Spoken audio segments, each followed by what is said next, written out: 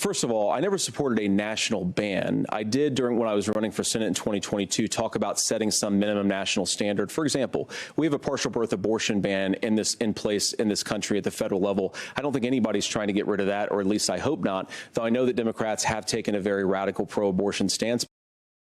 I certainly would like abortion to be legal nationally.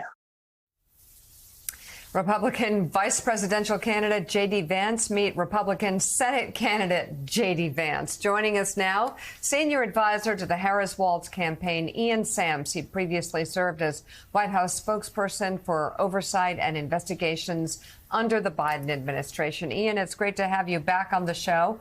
A lot of talk this morning, Monday morning quarterbacking, wondering if Tim Walz took enough of an aggressive stance against J.D. Vance, especially when he lied on stage last night. Your thoughts?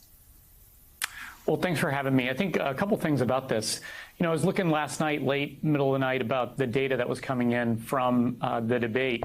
And I know it's another network, but CNN's poll, when they asked people who's more in touch with people like you, by 13 points, Governor Walz led J.D. Vance. And in that same poll, Governor Walz actually increased his favorability ratings by 4 points more than J.D. Vance did. So I know there's a lot of kind of chatter about the theater criticism of this, but throughout the entire debate, on issue after issue, Governor Walz talked in a really plain-spoken way to the American people about stuff that really matters to them, and J.D. Vance was on defense about Donald Trump's record and failed promises. And so these are the kind of things that I think when real voters are tuned in. We were doing a focus group of undecided battleground state voters and watching their reaction to this. And multiple times you had people laughing at J.D. Vance when the moderators were asking about his past criticisms of Donald Trump, for example.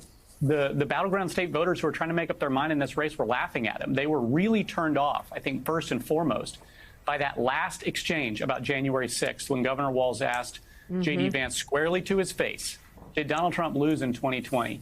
And he wouldn't answer. People were really turned off by that, but it was also one of Governor Walz's highest moments in the debate among these key undecided voters. I think that when people see this debate, they saw two different visions for the country.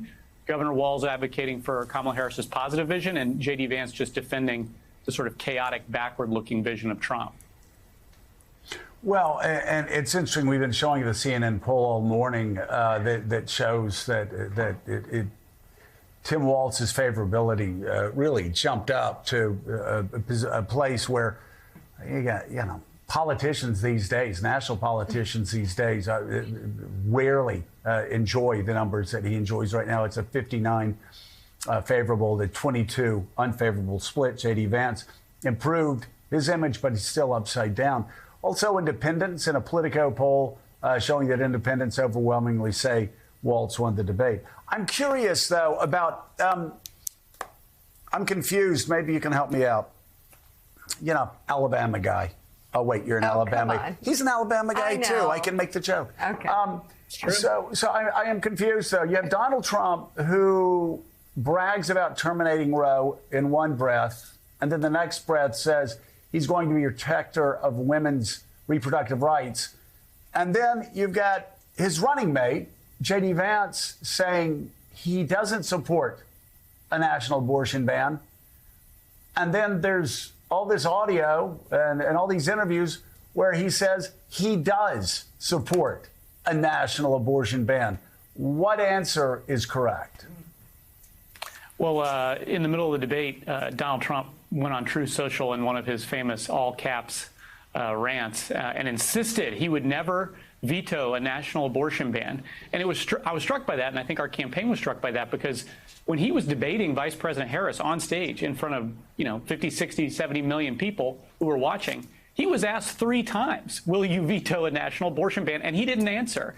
So I think that they know that this is a drag on their candidacy, because Donald Trump knows he's responsible for appointing the 3 Supreme Court justices who overturned Roe v. Wade. He knows that he's responsible for the abortion bans that are going into place across this country, where you heard Governor Walz last night speak passionately about the women who are suffering under those bans, tragically women who are losing their lives under these bans.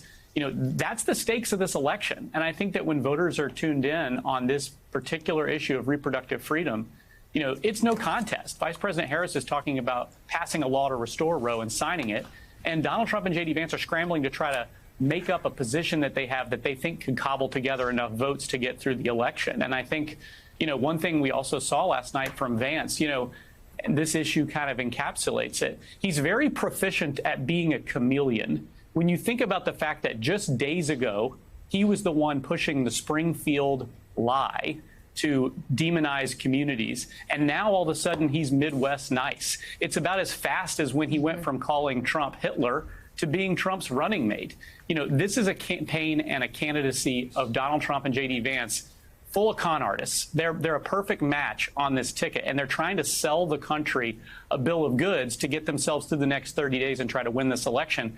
And what we're going to do is talk about the issues that are actually important to the American people and the plans that the Vice President and Governor Walz have to get them done.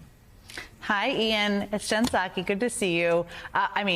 J.D. Vance was on Earth, too. We can just establish that. I don't know what on earth he was talking about for most of that debate, and it was not about his running mate.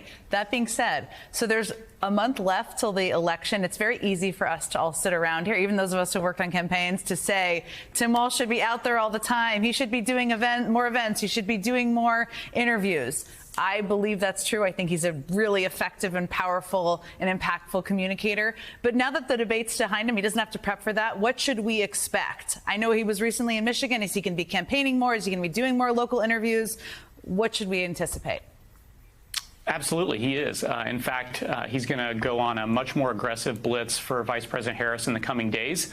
That means hitting the campaign trail really hard. Today, he's going to be in Pennsylvania, in rural Pennsylvania, in central Pennsylvania, in Trump counties that Trump won in 2020. He's going right there, and he's bringing John Fetterman along with him to do small events, gathering with people in the communities across central Pennsylvania. He's going to do more interviews. Vice President Harris is doing more interviews. Vice President Harris sat yesterday for 2 battleground state interviews in Pittsburgh and Atlanta to talk about important issues there, including in Atlanta, the storm and the damage that it's causing, where she's going to be traveling today to survey that damage and get a briefing. So, there are important issues that we're talking about in this race, and they're both going to be out there much more visibly in the next 35 days as they make their closing argument in this race of, do we want to go back to the chaos, the division of Donald Trump, or do we want to take a new way forward for the country where we actually focus on people's issues and focus on solving them? She gave last week, I think a lot of people, we have very short attention spans in politics these days. But last week, she gave 2 major speeches, one on her economic vision for the country and one on how tough she's going to be on border security after Donald Trump failed to actually take on this issue. She's going to keep talking about those issues over the next 35 days. She's going to talk about what's happening in the Middle East and the crisis that's happening there. And is this a time where you want a Donald Trump back in the White House where he's, using his thumbs to tweet all caps things in the middle of the night and destabilizing the world and the country? Is that what we want? Or do we want someone who's going to approach this with seriousness and actually work to come to a solution for these global challenges? That's the kind of stuff that when they go out there in the coming days, whether it's on TV, whether it's in high impact podcasts, whether it's targeting key voters who are, trying to make up their mind. Maybe they're not even really that tuned in, but they're listening to their favorite sports podcast. And, all of a sudden, Tim Walz or Kamala Harris show up on it, and they have something to say that resonates with them. Those are the kind of things that we're going to be really ramping up over the next month as we close out this campaign. Senior advisor to the Harris-Walz campaign, Ian Sams, thank you very much for coming on the show this morning. Roll Tide. And Roll Tide. Still